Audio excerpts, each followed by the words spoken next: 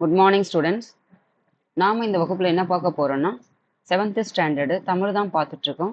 Term 1 first யூனிட்லேருந்து தான் பார்த்துட்ருக்கோம். ஏற்கனவே நாம் ஃபஸ்ட் யூனிட்டில் ஒரு கவிதை வந்து பார்த்து முடிச்சிட்டோம். இது இரண்டாவது கவிதை. கவிதையினுடைய தலைப்பு என்னென்னு பார்த்தீங்கன்னா ஒன்றல்ல இரண்டல்ல என்ற தலைப்பின் கீழே ஒரு கவிதை கொடுத்துருக்காங்க. அது நூல்வெளி யார் ஆசிரியர்னு பார்த்துட்டு அதுக்கப்புறம் மீனிங் பார்த்துட்டு அதுக்கப்புறம் வந்துட்டு கவிதை பார்த்தினா எளிமையாக இருக்குமா பாருங்க. பகுத்தறிவு கவிராயர் என்று புகழப்படுபவர் யாருன்னு பார்த்தீங்கன்னா உடுமலை நாராயண கவி. இவர் என்னவென்று அழைக்கப்படுதுன்னா பகுத்தறிவு கவிராயர். பகுத்தறிவுன்னு என்னன்னு பார்த்தீங்கன்னா அதாவது உண்மையை மட்டுமே பேசக்கூடியவர், அதாவது நல்லது எது கெட்டது என்று யோசித்து ஆராயக்கூடிய தன்மை பெற்றவர் தான் வந்துட்டு பகுத்தறிவுன்னு சொல்லுவது. அதாவது உங்களுக்கு எளிமையா சொல்லணும் என்னன்னு பார்த்தீங்கன்னா நல்ல நல்ல சிந்தனைகளை வந்துட்டு மக்களுக்கு கொடுப்பவர் தான் வந்து பகுத்தறிவு கவிராயர்னு சொல்லுவாங்க.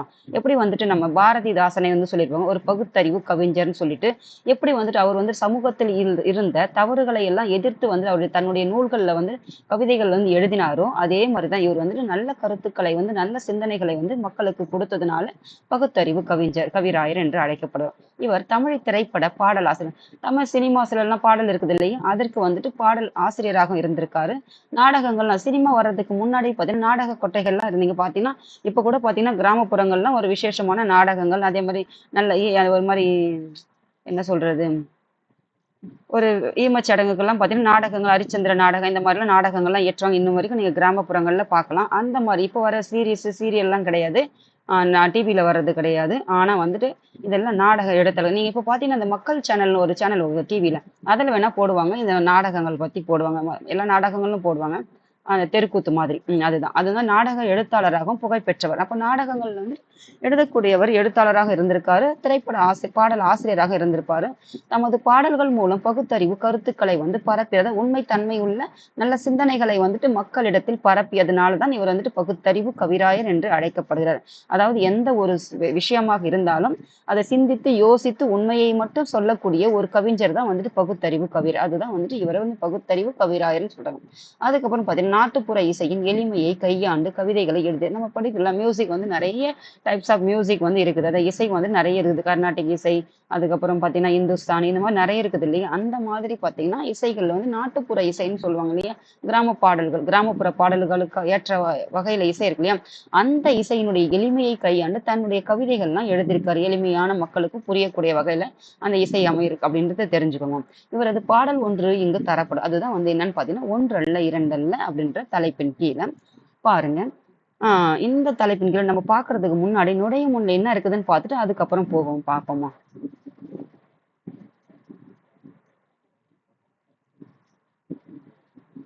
பாருங்க, தமிழ்நாடு நில வளமும் நீர் வளமும் மட்டுமன்றி பொருள் வளமும் அருள் வளமும் நிறைந்தது. அப்போ தமிழ்நாடு பார்த்தீங்கன்னா நிலம் நம்ம படிச்சிருப்போம், 5 வகையாக பிரிச்சிருப்பாங்க நம்ம முன்னோர்கள்.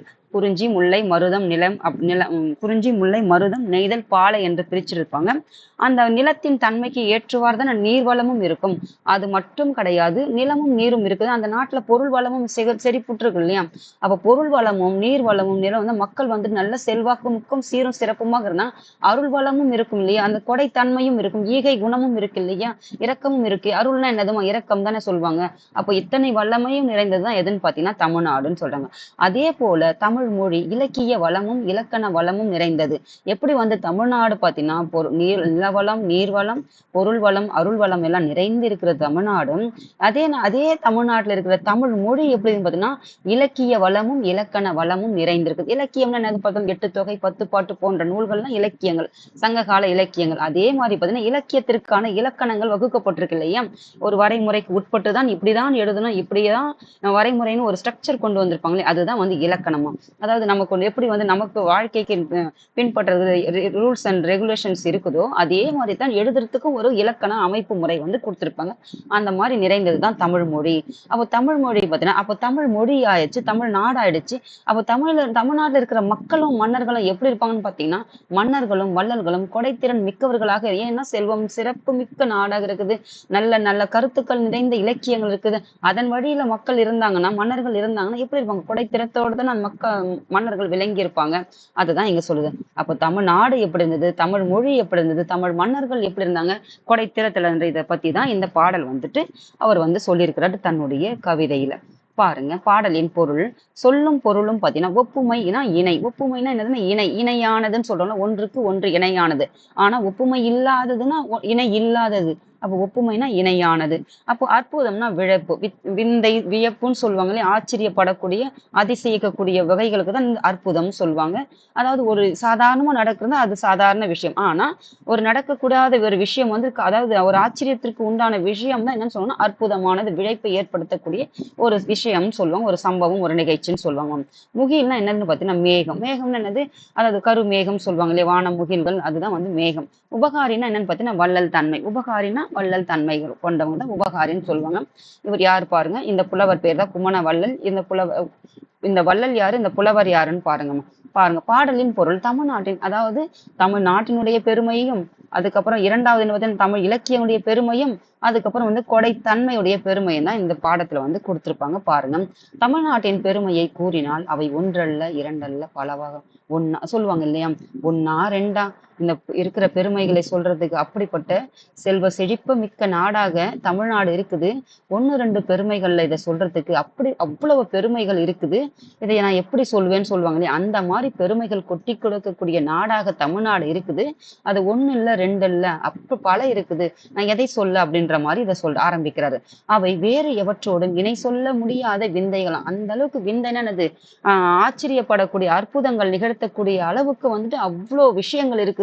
அதுக்கு ஈடு இணையே கிடையாது. நான் எதனோடு ஒப்பிட்டு சொல்ல ஒரு விஷயம் நம்ம சொல்லணும்னா ஒரு வேறுபடுத்தி, அதாவது அதாவது போல அது போல அப்படின்னு சொல்றோம் இல்லையா, உவமைப்படுத்தி சொல்லுவோம் இல்லையா, அதற்கு அதற்கு ஒரு என்ன சொல்றது, இணையாக ஒப்புமைப்படுத்தி சொல்லும் போது அது நமக்கு பொருள் விளங்கு இல்லையா.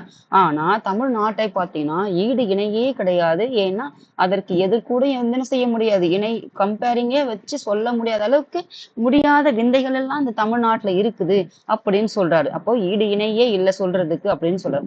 அப்போ இங்கு வீசும், அப்போ இங்குன்னா எங்க, தமிழ்நாட்டுல வீசும் சென்றலில் தேன் மனமும் கமழும் சொல்றாங்க. அப்போ இங்க இருக்கக்கூடிய தமிழ்நாட்டுல வீசக்கூடிய, ஏன்னா இந்த பக்கம் மேற்கு தொடர்ச்சி மலை வருது, கிழக்கு தொடர்ச்சி மலை வருது, அப்புறமேட்டுக்கு கீழே என்ன இருக்குதுன்னா இந்த பக்கம் அரபிக்கடல் இருக்குது, வங்காள விரிகுடா இருக்குது, இந்திய பெருங்கடலுக்கு. அப்போ இந்த கடல்கள்லாம் இயற்கை வளம் கொட்டி கிடக்குதுன்னா அப்போ அங்கிருந்து வரக்கூடிய காற்றுகள் எப்படி இருக்கும், தென்றல் காற்று. எப்படி தென்றல்னாவே காற்று தான். அப்போ அந்த காற்றுல வரக்கூடிய மனம் எப்படின்னா தேன் மனம் கமழ்ந்து கொண்டு வருமா அந்த தென்றல் காற்றுல, தென்றல்ல. அப்போ சுவை மிகுந்த கனிகளும் பொன் போன்ற தானிய கதிர்களும் விளையும். அப்போ இங்க எப்படின்னா சுவை மிகுந்த கனிகள்னா என்னதுன்னா பழங்கள். அப்போ இப்படிப்பட்ட நிலத்தில் விளையக்கூடிய அந்த பழங்கள் எப்படி பார்த்தீங்கன்னா சுவை மிகுந்த கனிகளும் பொன் போன்ற தானிய கதிர்களும் விளையும்.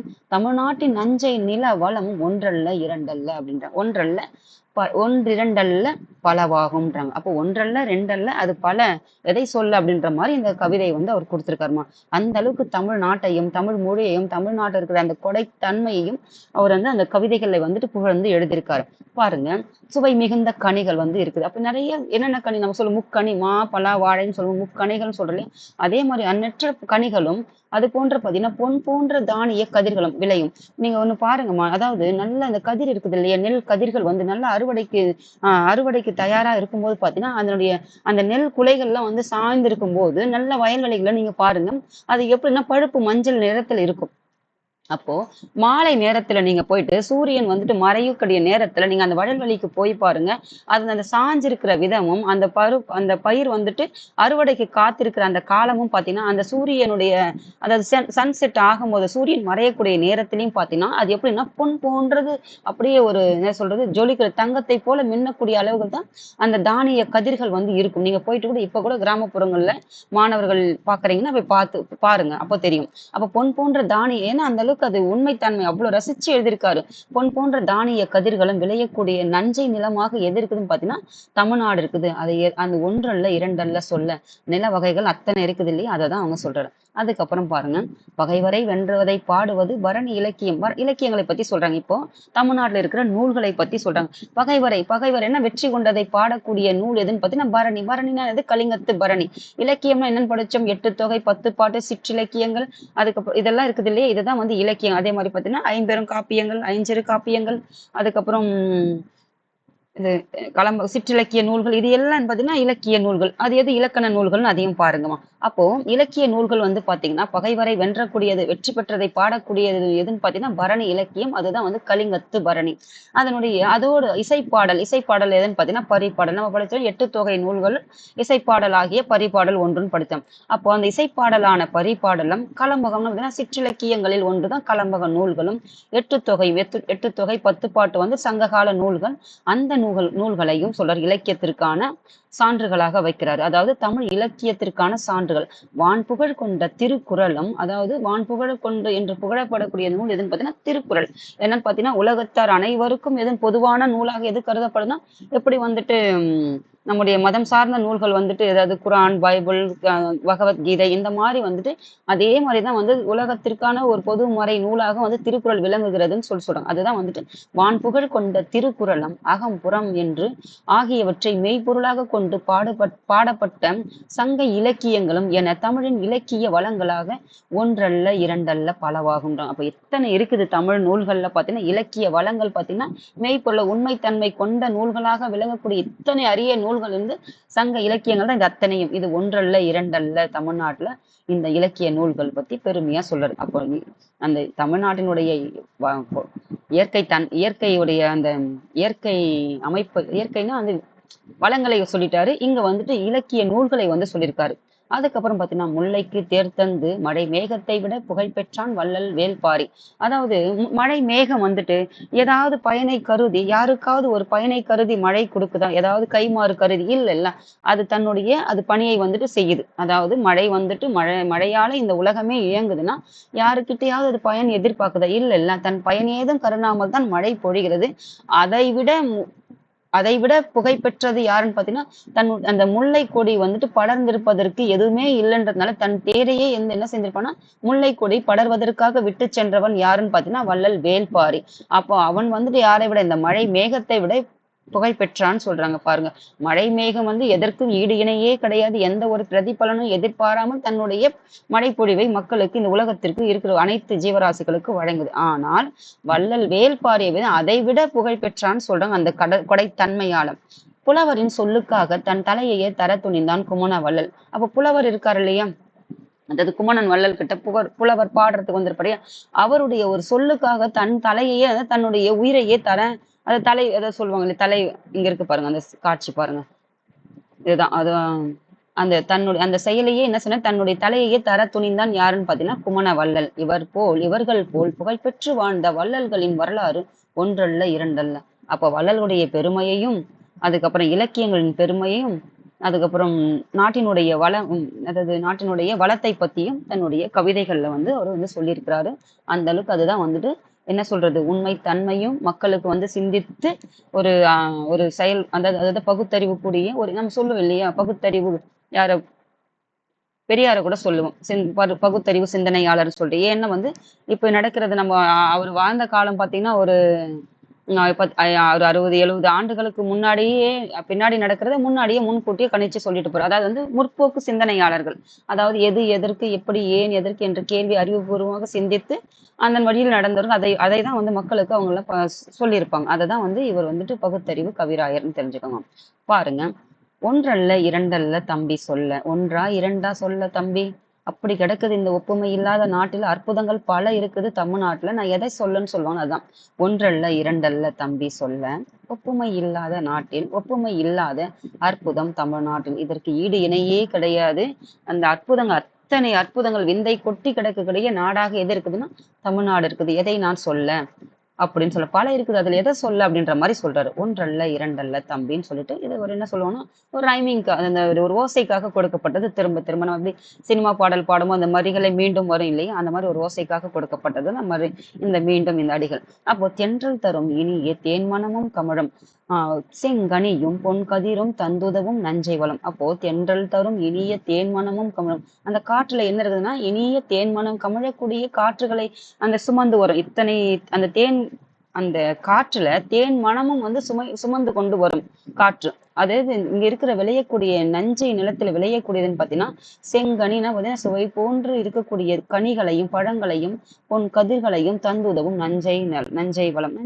நம்ம நிலத்தை வந்து வகைப்படுத்தியிருப்பாங்க எப்படின்னா 5 வகை. அதுல பாத்தீங்கன்னா இந்த நிலங்கள் வந்து நஞ்சை வளம், நஞ்சை நிலம், புன்சை நிலம் சொல்லுவாங்க. நஞ்சைன்னா என்னன்னு பாத்தீங்கன்னா நீர் வளமும் எப்போதும் நீர் ஆதாரத்தோடு நீர் வளம் நிறைந்திருக்கிற, அதாவது கரும்பு, நெல்லு இந்த மாதிரி பயிர்கள்லாம் விளையக்கூடியதெல்லாம் நன்சை நிலத்திலையும், இந்த மாதிரி அதாவது என்ன சொல்றது, என்ன பயிர்னா இந்த வானம் பயிர்கள்னு சொல்லுவாங்க. அதாவது பருப்பு வகைகள், தானியங்கள், நெல் அதாவது கம்பு, சோளம் இந்த மாதிரி பயிர்கள்லாம் என்ன சொல்லணும்னா இதெல்லாம் மழை நீரை நம்பி இருக்குதுன்னு சொல்லுவாங்க. அதுதான் வந்து புன்சை நிலம்னு சொல்லுவாங்க. இந்த மாதிரி நன்சை நிலத்தில் விளையக்கூடிய இத்தனை அதாவது வளங்கள் இருக்கிறது தமிழ்நாட்டுல அப்படின்னு சொல்றாங்க. ஒன்றல்ல இரண்டல்ல தம்பின்றாங்க. பகை வென்ற திறம்பாடும் பரணி வகை. பகைவரை வென்றதை பாடக்கூடியது நூல் எதுன்னு பார்த்தீங்கன்னா பரணி இலக்கியம். எந்த இரண்டு? கலிங்கத்து பரணி. சிழும் பரிபாடல். சிழும்னா இசைப்பாடலான பரிபாடல். களம்பகங்கள் சிற்றிலக்கிய வகைகளில் ஒன்று களம்பகங்கள். 8 தொகை வான் புகழ் கொண்ட குரலோடு, அதாவது வந்து வான் புகழ்னா குரல், திருக்குறளும் அகம் புறம் அதாவது அகநானூறு புறநானூறு வச்சுக்கோங்க, அந்த மாதிரி வச்சுக்கோங்க. இல்லாட்டி அகம் சார்ந்த நூல்கள் இல்ல அகத்தை பற்றியும் புறம் சார்ந்த நூல்கள், அந்த மாதிரி புறம் வீரத்தை பற்றி பேசக்கூடிய நூல்கள்னு வச்சுக்கோங்க. செம் பொருள் கண்ட தமிழ் சங்க இலக்கியங்கள் பெரும் சில, அதாவது தமிழ் சங்க இலக்கிய நூல்கள் இது எல்லாமே என்ன இருக்குதுன்னு சொல்லிட்டு உண்மைத்தன்மை கொண்ட இத்தனை நூல்கள் வந்துட்டு தமிழ்நாட்டுல இருக்குது. சங்க இலக்கிய பெரும் செல்வம்னா இத்தனை செல்வமிக்க நூல்கள், ஏதாவது செல்வத்திற்கு நிகராக சொல்றாங்க தமிழ் இலக்கியங்கள். அதுக்கப்புறம் பாருங்க, முல்லைக்கு தேர் கொடுத்தான் வேல்பாரி வான் முகிலனும் புகைப்படைத்த உபகாரி. உபகாரின்னு என்னன்னா வள்ளல் தன்மை கொண்டவன். யாரை விட?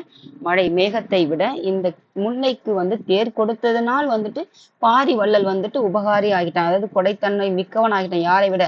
மழையை விடன்னு சொல்றாங்க. கவி சொல்லுக்கு தலை குனிந்தான் அருள் மீறி. அதாவது கவிஞனுடைய சொல்லுக்கையே கவிஞனுடைய சொல்லுக்கு இணங்க தன்னுடைய தலையையே வந்துட்டு கொடுத்தானா குமணன் வள்ளல். இந்த வள்ளலாம் குமணன் போல் வாழ்ந்தவர் வரலாறு ஒன்றல்ல இரண்டல்ல தம்பி. அப்படிப்பட்ட வள்ளல்கள் நிறைந்த பகுதி எதுன்னு பார்த்தீங்கன்னா தமிழ்நாடு. அதே மாதிரி பார்த்தீங்கன்னா அதாவது பெரும் செல்வம்னா சங்க இலக்கியங்களை பத்தியும், அதுக்கப்புறம் பார்த்தீங்கன்னா செல்வ வளத்தை பத்தியும், தமிழ்நாட்டில் இருக்கிற செல்வ வளம், இலக்கிய வளம், அதுக்கப்புறம் பார்த்தீங்கன்னா வள்ளல்கள் பத்தி வாழ்ந்த வரலாற்றை பத்தி இந்த கவிதையில வந்து சொல்லியிருக்காருமா. இதுதான் இந்த கவிதையுடைய பொருள்மா. தேங்க்யூமா. இதோட அடுத்த வகுப்பு நம்ம வரலாறு வந்து பார்க்கலாம். அப்படியே கொஞ்சம் கொஞ்சமா இது அப்படியே கொஞ்சம் கொஞ்சமா இதை பார்த்துட்டு தமிழ் நூலையும் பார்த்துட்டு போகலாமா. தேங்க்யூமா.